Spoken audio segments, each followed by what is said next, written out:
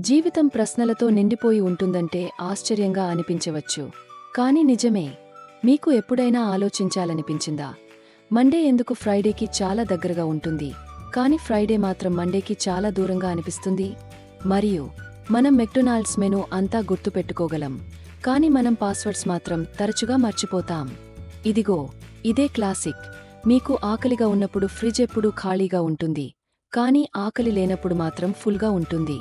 ఇంకోటి, మీకు ఎప్పుడైనా ఏమీ లేకుండానే తడబడిపోయిన అనుభవముందా? నాకు ఉంది. కాని ఇదే జీవితం.